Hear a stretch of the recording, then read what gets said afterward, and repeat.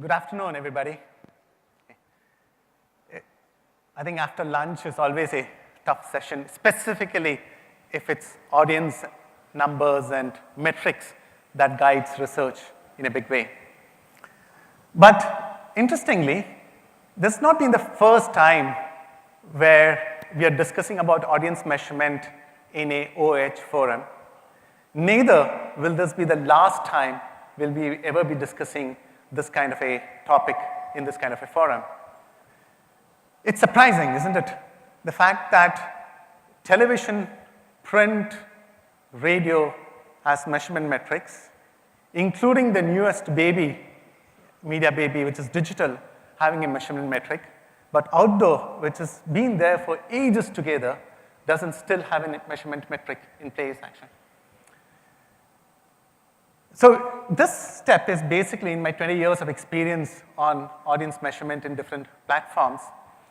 I think my attempt will be today to actually at least put a next step towards the metric exercise, and hopefully we could work with a body which can take this forward into at least testing and putting the process up for a bigger measurement exercise in coming days. If not, I can tell you the fact that the OH industry will completely perish given the kind of competition that each of the media is actually creating for OH to grab consumer time. In my interaction with various media professionals, specifically the OH vendors, I don't think it's a lack of intention for not wanting to create a metric for OH in the Indian market. It's not the lack of technology that exists that can create a metric for audience measurement. Neither is it a lack of funds, actually. I think somewhere deep inside, the media owners feel the fact that they will be exposed to performance. And that fear of performance is actually driving or knocking off measurement at the OH level. So therefore, the idea of this first step that I'm going to do is to remove that fear of performance from your minds so that we could get down to understanding what could be the metric that could actually be put for audience measurement, and therefore what kind of processes should be put together to enhance the OH media itself. So which is why we won't go full Monty onto this, but at least we'll open up the Pandora box to see what kind of fears that exist in the minds of the media owners with respect to any measurement that may come onto this particular platform. The first fact, while we will look at data coming out sooner or later when you put a measurement process in place, is that the metric that you measure will always be on your face, actually. By that, what I mean is that you got to look at this data as a way of your performance, not to say the fact that you cannot improve, but at the same time to decide the fact that what can actually fit into your particular kind of a site itself.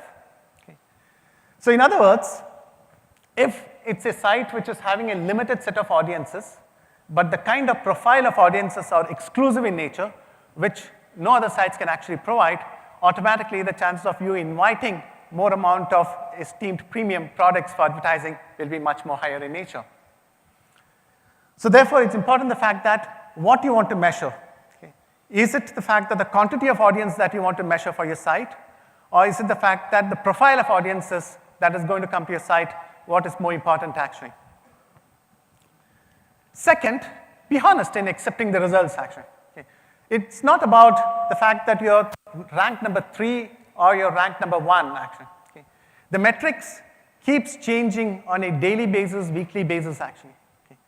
At the end of the day, if you started evaluating your site's performance, actually, you will automatically start realizing how to increase the traffic or decrease the traffic. Nothing in this particular marketplace is static in nature. So that ensures the fact that you have every possibility to drive audiences up, which means the fact that enhanced advertising over a period of time. Fact 3 is when data starts pouring in, you get a lot of insights, actually. Okay? It's not limited in any particular manner. And the minute you start getting data, you can look for insights that benefits your sites and enhance your site's performance in nature. And that means automatically monetary revenues, per se. So that's the third fact. Fourth, don't judge by one-off data points, actually. Okay? Judge by trends. And trends give you a large picture of how things are changing for your particular site or particular junction. And therefore, that means the fact that the type of kind of advertisers that you want for your site can also be decided or prejudged prior to even approaching advertisers and positioning your platform to those particular advertising buying. Fifth is look for things which are hidden behind the numbers, actually. Okay? There are a lot of qualitative data that comes along with quantitative data. Things like lifestyle, type of cars or vehicles owned by the visitors or the traffic, the kind of power they have in terms of purchasing habits, actually. Now, these type of information actually can allow you to pitch your platform in a more aggressive manner with advertisers and equally compete with other platforms like TV, print, digital, or radio. And lastly is that be patient. Consumer habits continuously keep changing. Okay? Today's consumer habits are not what is going to be tomorrow in nature. So when data starts coming out one day or the other, give it time, and you will see the fact that the data itself will start helping you. The more you imbibe it, the more helpful it will be, actually. So these are the 6 key facts that I thought we should put in place, actually. Remove the fear out of your minds about anything related to data on out-of-home platform. And this is exactly what we went through on television, on radio, and now we are going through on mobile and on DTH platform data. And as those fears evaporate, you will see the horizon very, very clearly in nature for you to set your goals and what kind of objectives that you need to put yourself in for performances. So the other interesting thing is the fact that most of the media that you compete with, which is TV, radio, print, etc., they're all counting exposures. So when I say exposures, they are basically related to,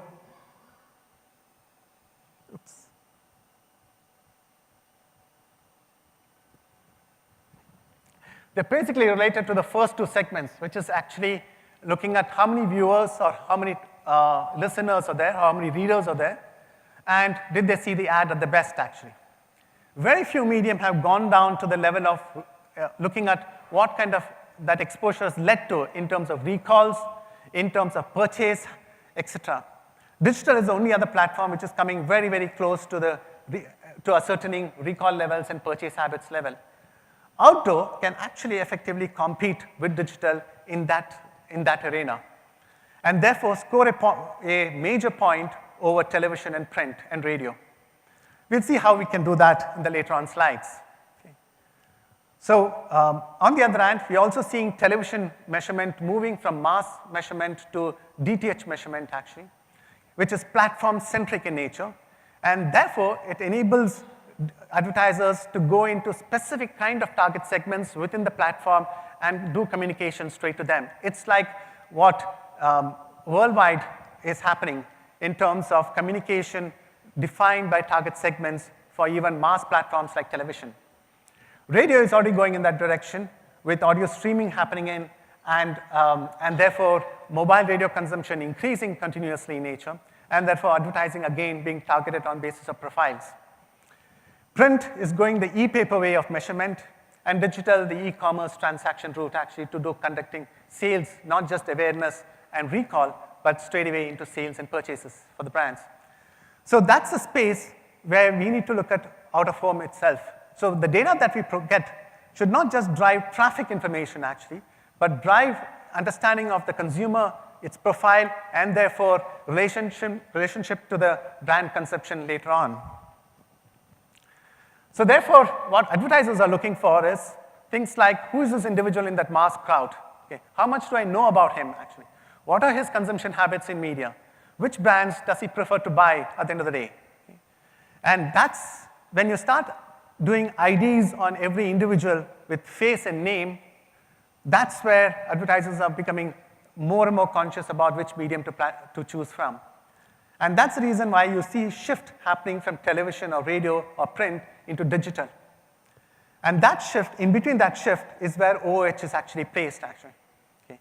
If you can actually manage to block the traffic with understanding the traffic count, and at the back end, have an understanding of who that audience is, who is passing through that particular junction, then you could have bang on hit the button for advertisers to jump into OOH advertising in a big way. This is a little video that Spielberg predicted in 2001 in Minority Report. Have a look at this.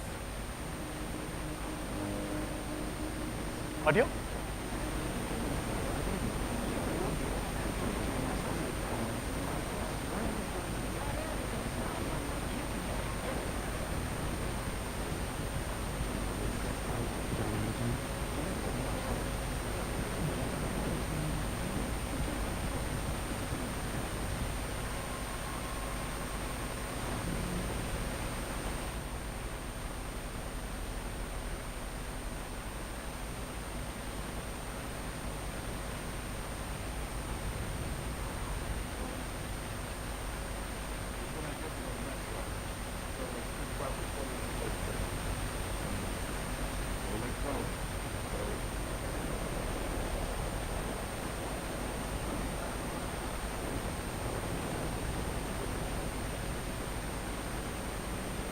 It's not coming through.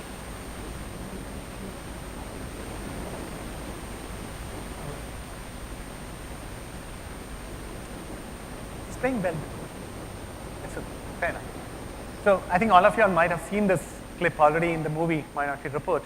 The idea behind this is obviously, of course, catching the individual's eye and therefore matching it with an ID and then linking it up to where his presence is in the marketplace.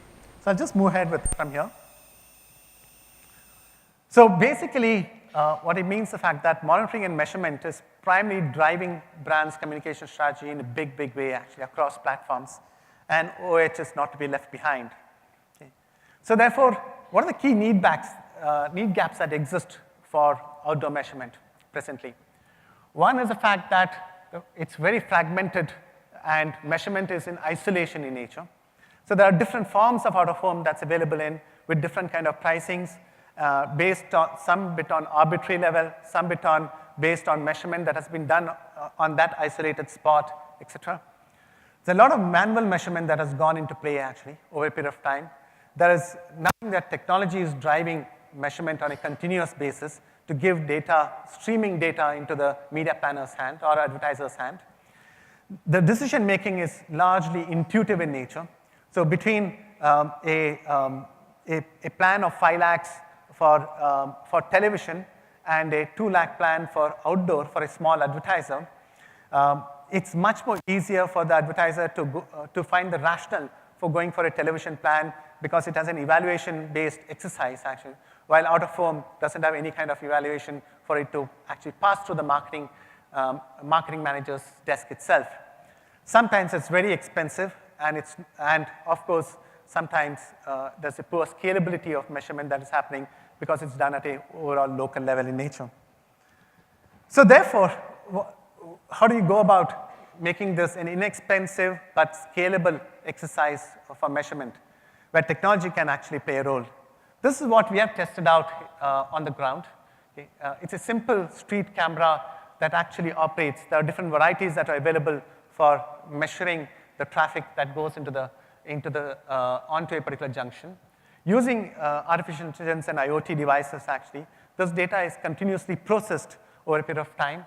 So today, after almost a year of testing on various locations, actually, it's now we actually can process data as traffic flows within seconds, actually. This data is actually uploaded on the cloud, where there's a continuous matching happening for different vehicles to identify which vehicle has actually passed through it. Along with the vehicle, even the ID of that particular vehicle, that the number plate is actually captured for us as the secondary bit of information. And that information is actually coming back onto the user on a dashboard or a mobile API. So this data, which, for example, this is a snapshot of that particular output that I picked up from our software, which actually gives you the truck counts or the vehicle counts, as well as the time, date, etc. And more important, on top of it, is it's also picking up the number plate from these devices, from these vehicles. The data then comes out in form of 4 key metrics, which is actually essential for planning on outdoor for media planners and advertisers. One is a reach metric. Second is an exposure or frequency metric. The third one is outdoor GRPs or OGRPs that we called it as. And fourth one is the geolocation exercise. The geolocation exercise is what is going to help in fighting against the digital as a platform for outdoor, while your reach, exposure, and OGRPs are going to fight against television as a platform or a print as a platform in nature.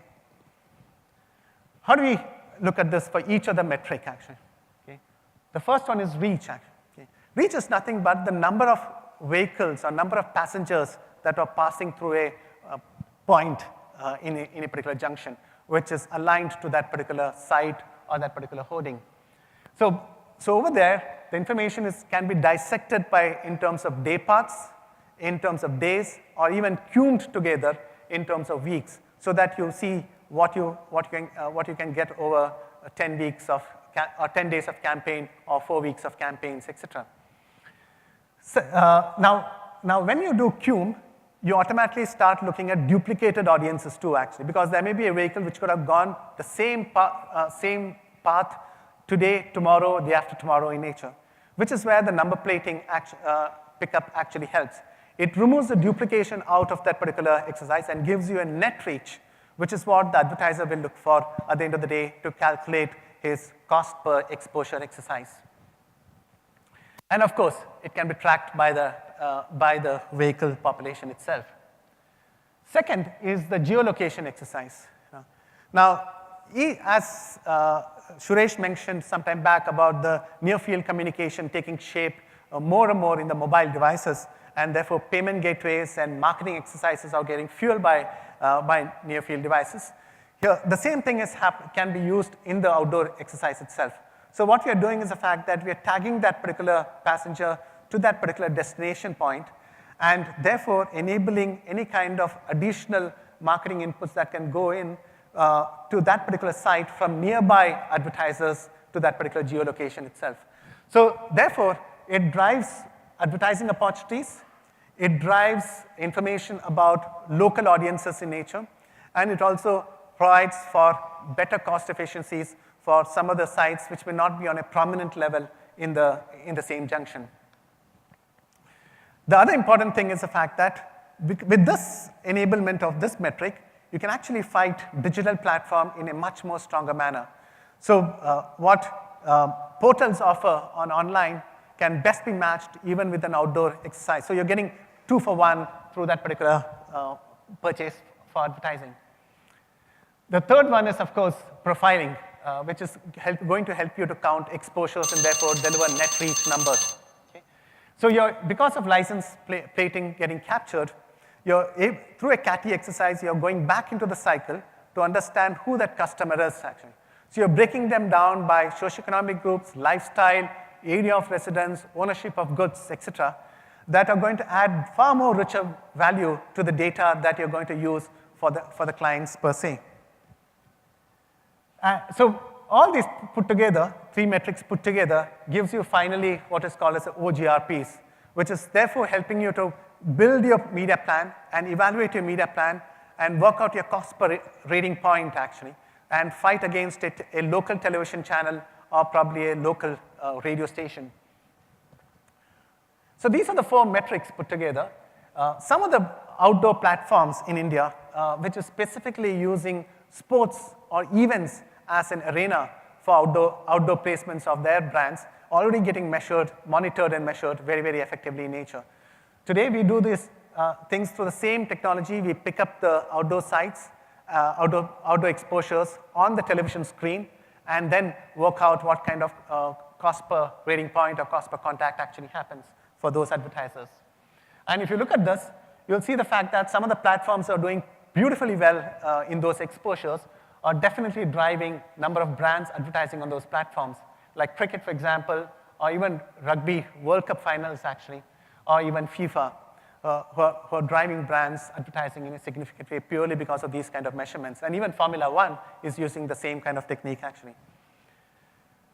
So therefore, besides measurement and therefore understanding profile of customers, etc., one more element that actually can help outdoor take one step lead over television and print and come closer to digital is understanding the consumers or the respondents' feel for the advertising exposure that has actually happened on the site. So because you're connected back to the traveler through CATI and getting his profile out, we can actually measure his exposure feedback on the campaign itself. So a pre-campaign, post-campaign evaluation actually tells the advertiser the predisposition of the customer towards that particular brand per se. So that's an additional layer over and above the research that we're actually doing. This is just one of the sample study output, actually, which shows the fact that informative content on out-of-home screens increased time spent on viewing the site by 12% over last year, actually.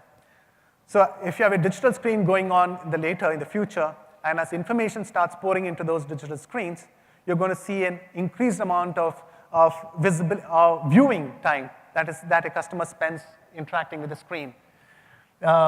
Commercial viewed recall for brands shot up around 65% in certain cases, and influence to buy the product, agreed to buy the product, almost shooting up by 44%.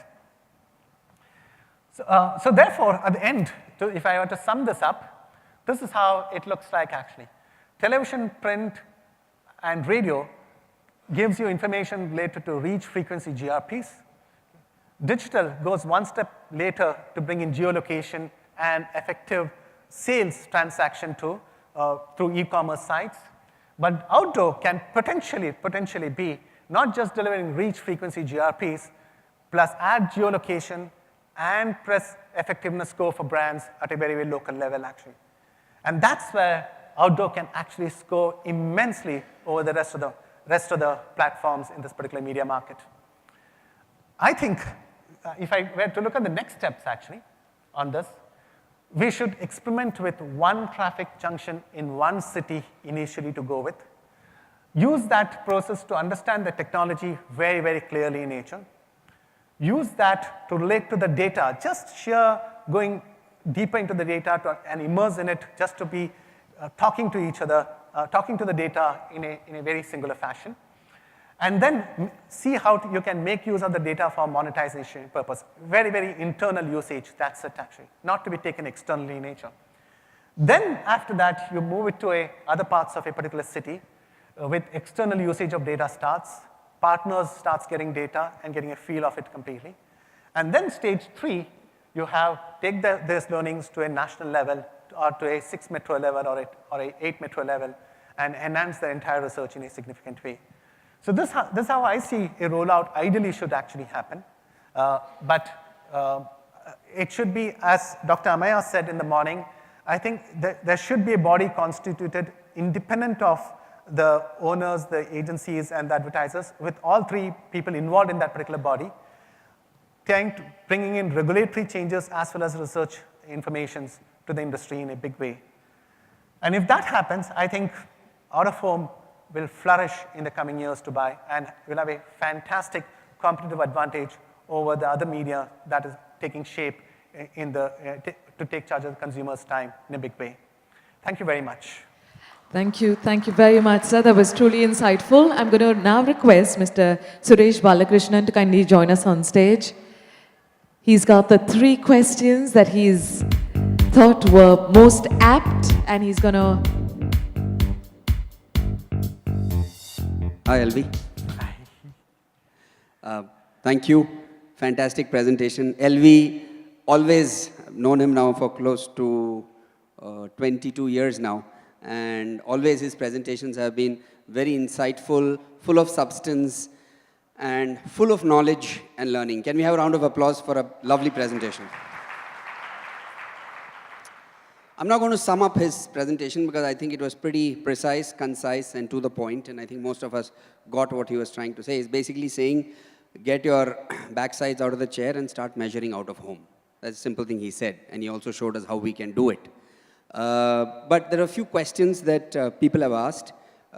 There's one question I'm taking the liberty of combining. There's a question asked by Jahan and Alok. I'm combining both the questions. What Jahan is saying is that where do we draw the line between research and invasion of privacy? Because we're already seeing a backlash in the use of personal data. So if you start putting cameras all over the place for research, so two parts to the question. One is, will you get the permission from the authorities to do it? If you do get the permission from the authorities, will the public like to be watched, their cars and their numbers, etc.? Won't it lead to a backlash? That is point number one. And Alok has added another part to it, which Alok, forgive me, I'm joining it, but it's contiguous. He says, is it really needed to put a camera and IoT device in an era of social media where you have various open APIs available? True. Okay, and to answer your first question, there is already cameras that the government is installing, the traffic police, for example, to pick up the car speed or take it for various other purposes that they're using it for. Now, it's not the fact that we are getting into intruding into the privacy of what's happening inside the vehicle, actually. We are just taking we are capturing the vehicle picture, that's it.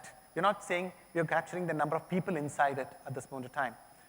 After that, when we connect back with the customer through his license plate number to understand his profile, actually, over there, the privacy laws are clearly going to state in the future that take the consent of the respondent whom you're going to interview. As long as his respondent is okay with responding back, we can take his profile in. If it's not cleared on accepting that particular, or giving you a consent for it, we stop the interview straight away in nature. So most of our research, I mean, 99.99% of our research that we do, whether it's in television, radio, or mobile now, or on DTH, all of them are with consent, actually. Okay. The panelist comes on board only with consent in nature. If he's not giving consent, we get a 10% is the average ratio of consent being given. But that's fantastic for us, actually. Okay. You require a sample size not more than around 7,000 to 8,000 individuals in a particular arena, geographic arena, across different socioeconomic groups, actually, to get you very good information sets at the end of the back end for use, actually. And do you want to take the second part where he says, do you need cameras when you have so many APIs available on social media? See, there's always developments that are going to keep happening in. Okay. Presently, it's a camera-based approach that we have taken, actually. When you have APIs, the biggest issue is, again, as the first person indicated, privacy. Okay. The API needs to enable you to ensure the fact that that guy has given you a consent to pick up data from the API itself. Okay. So that's one more layer that you're adding in over and above the layer that you're putting in terms of taking consent areas. But I think with rules and regulations getting more and more clearer as we go along in the coming days, it will be a mix of both, probably. I'm not negating cameras. I'm not negating APIs, too. It will be a combo of both that will come into play in technology terms to make that deliverable happen. Okay. Shivangi Purohit has asked a question, and if you will allow me, Shivangi, I'm just modifying the question to make it a little more meaningful for the audience, and that is, she's asking, if we do data measurement, what's been the experience with other media? If you do data measurement and we're able to present data measurement in the out-of-home industry, will it lead to a tectonic shift in revenues and income for the industry? Because, and will the share of pie of this industry really go up, and is it worth the investment? What's been the learning from other media? Okay, there's always a question of ROI on research that happens in every platform, whether it's in digital or whether it's radio when we started off, in television it started off. But all across, what you have noticed is the fact that there's been a threefold growth in advertising revenue for each of those medium. Let's take the latest one which actually happened, which is digital. Around 4 years back or 5 years back, when Google refused to share data from its own servers, actually, with advertisers in nature. At that time, the advertising was hardly anything on YouTube, actually. Today, when I compare that the advertising spends on YouTube with Google sharing openly the data in terms of what the performance of the campaign was on that platform, or even Facebook sharing the performance of the campaign on Facebook pages, actually. Confidence on that particular platform have increased, although the data is still owned by Facebook and or owned by Google in nature. But at least there was a sense of understanding the fact that what the campaign delivered for the advertiser in a big way. Now, today, that sense of comfort or the confidence on the out-of-home is lacking, actually. So today, when that same advertiser is trying to put that money onto outdoor, and then his auditor is questioning the fact that what made you choose that particular 10 lakhs on outdoor medium when there's no returns or no measurement of an ROI coming in play, actually, then it's all about execution that he's able to supply information to the auditor on. So therefore, the measurement is a basic thing that has to be there. It's a process to ensure the fact that you have full confidence of the advertiser on your side, actually. Then the next step, of course, is the fact that how can satisfy him with better and better yield of data that is specifically usable for that particular target group by that particular advertiser. In that case, you need to go invest more in nature to get the kind of output that you require to satisfy multiple advertisers. But at a basic level, measurement, one-line answer, it will definitely at least 3 times increase in revenues is what you will see with measurement. 3 times increase in revenue. I think we can live with that for sure. Thank you so much, LV. You have to now decide between the 3 questions. I'll just remind you, one was on use of APIs, one was on privacy, invasion of privacy, and the third was the ROI on research. You have to choose one question that you enjoyed answering the most, because that person will be given a reward. All 3 are good, but the third one, I think, is certainly a thought-through question about ROI on research. ROI on research, spoken like a true research man. Give him a big round of applause, ladies and gentlemen. Can I also call Shivangi Purohit on stage, please, for her question on data measurement and its impact on revenues. Congratulations, Shivangi. Looking lovely this afternoon. Ladies and gentlemen, join me in congratulating Shivangi Purohit as she walks on the stage. Loud round of applause. Let's give it up generously. Want to say thank you to Alak Advertising and Publicity. Thank you so much, Mr. V Krishnan. Thank you, Mr. Suresh Balakrishnan. Congratulations, Shivangi.